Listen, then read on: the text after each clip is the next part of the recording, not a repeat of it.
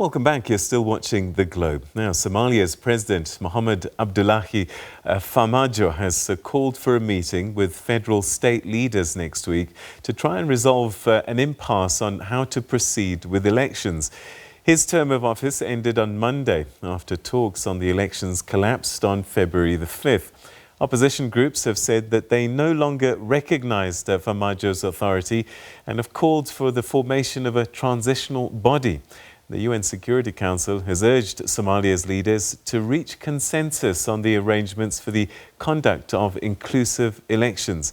African Union Commission Chair Moussa Faki Mahamat made a similar call on Monday. And for more on this, we're now joined via Skype by Ebrahim Shabir Deen, who's a researcher at the Afro-Middle East Centre, a research institute based here in Johannesburg, South Africa. Ebrahim, always good to talk to you. Thanks so much indeed for joining us. How did we get into a situation where a president's term of office ends and the country doesn't know how to proceed? The big issue in Somalia in terms of elections is the fact that it's not a direct system of voting. So it's what they call the 4.5 or 4.5 system, where power is shared between the big clans, and then power is also shared between the center and the periphery. And the big issue that's happened is, before it was a very consensual-based system, a clan-based system, and it was, they were supposed to move to a one-man, one-vote system, but that doesn't seem to have moved fast enough. And Farmajo has actually tried to centralize power. He's actually tried to interfere in the regional elections, and he's got it right in all, in 5 of the regions except Puntland and Jubaland, more autonomous regions, but also, they have a lot of outside influences. And what has happened is Puntland and Jubaland then refused to accept this new electoral system for the election in September, which would have seen an increase in the Senate, for example, and an increase in the amount of people selecting the president, because it's not really an election, it's a selection. And what we have seen since is the fact that because this is the case, and also because of Farmajo's attempts to actually instigate or to get presidential candidates in at the regional level, many of the regions are disillusioned. Many of the opposition politicians are disillusioned, and they have refused to concede. And even with the force of the UN, and hence the elections. Now his term was supposed to expire on the 8th of February, and so the opposition basically are now saying that he's no longer there. He's no longer in charge, and that there needs to be this body, a transitional body, to hold an election. What the UN has said, and what previously was agreed, it was agreed with pressure from outside powers, was that Farmajo and the parliament would stay in until a new election is held, so that there's no power vacuum. But the fact that there is no agreement on the election process, the fact that Shabab actually was able to infiltrate the most recent process and actually killed 13 intelligence officials, traveling back from the meeting, shows how dire the situation is, and how quickly it can actually spiral into something bigger than what it currently is at the moment. All right, we call him president, but just how much control of the country does a Somali president have, actually? And that's the issue. Is Somalia is a federal state, and aside from the constitutional designation of federalism, which still needs to occur and be clarified, he really only controls Mogadishu, and that too also tenuously. We just saw an attack a few weeks ago by Shabab, which killed 9 at the Afrique Hotel in Mogadishu. So he doesn't control much. The Emerson forces are moving out this year. They scheduled to end their presence. We have Ethiopia on the one side, we have Kenya in Jubaland, we have the Emirates controlling places like Bosaso and Puntland, funding the maritime force. So he doesn't really have any control. The best example of this was the blockade on Qatar. Somalia took a neutral stance, not choosing to blockade Qatar. Yet 5 of the regions actually decided no, they will disagree with the federal government and enforced or institute the blockade on Qatar. So, he has no real control over the country, and he's been trying to do that. And actually this, has been met with this pushback, and that's why there's been no electoral, agreement. All right, so what next? Because even if they do have elections and somebody else comes in as president from all of these parties that are arguing about the process going forward, it still doesn't deal with the real issues on the ground. As you've described, Al-Shabaab continue to cause problems. No, you just have to look at the presidential candidates. Hassan Ali Khair, former prime minister. Sharif Ahmed, former prime minister.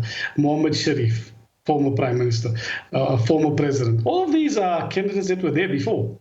Which shows that no matter who you put in charge, unless you deal with the real issues, it's going to rear its head again in the next electoral term. And I think the big issue, aside from Shabaab, is the fact that there is no agreement on the structure of the Somali state.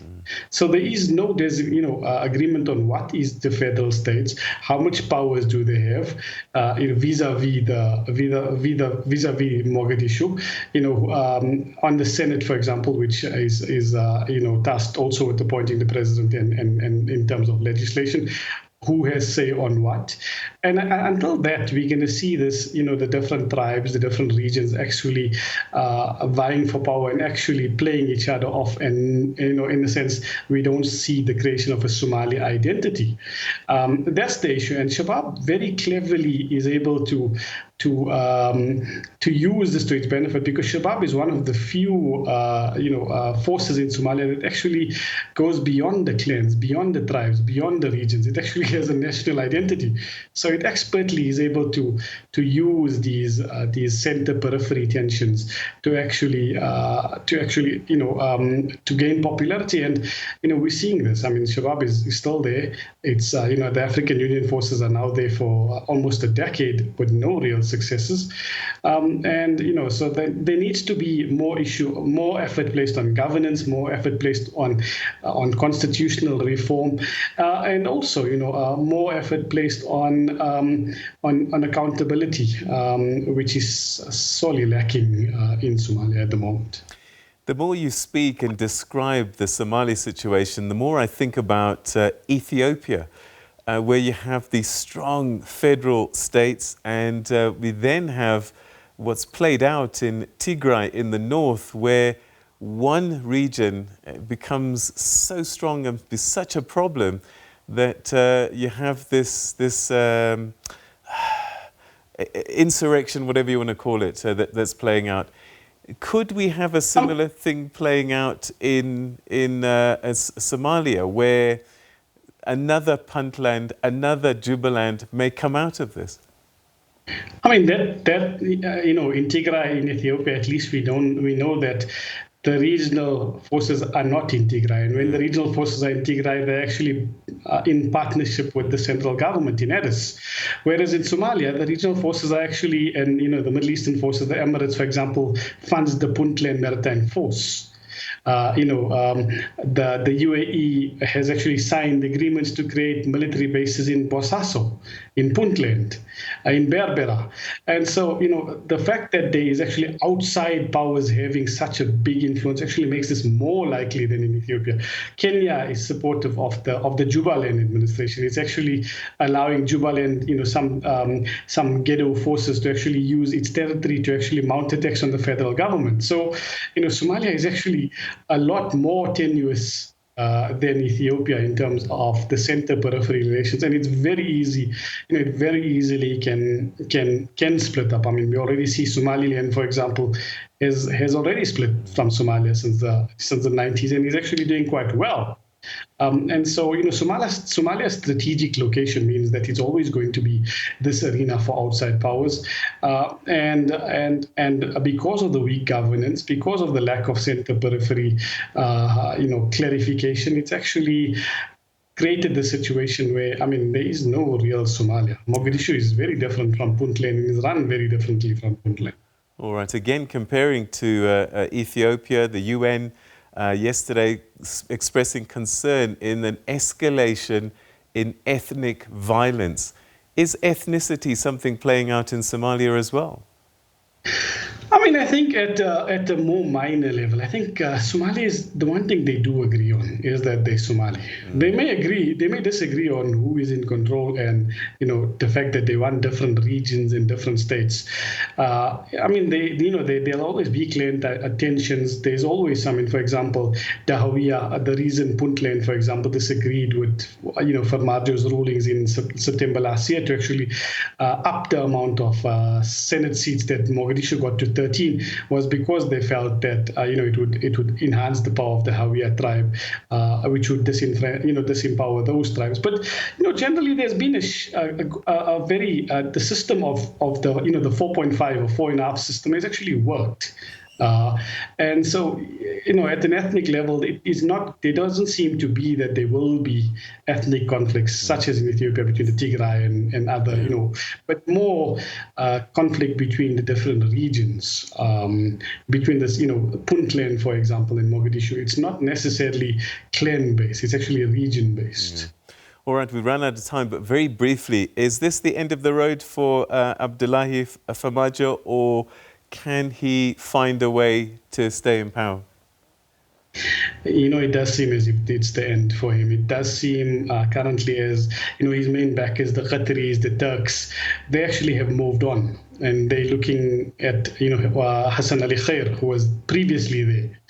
The Emiratis in that are looking at Sharif Ahmed and Mohamed Sheikh.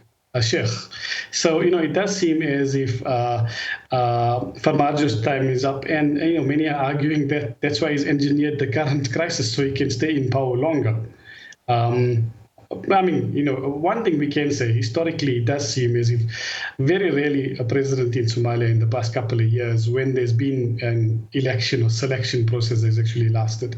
And so, he would be against he would be an anomaly if he survives more than a single term that he has had. All right, Ebrahim, always good talking to you. Thanks very much indeed for your insights. Thanks for having me.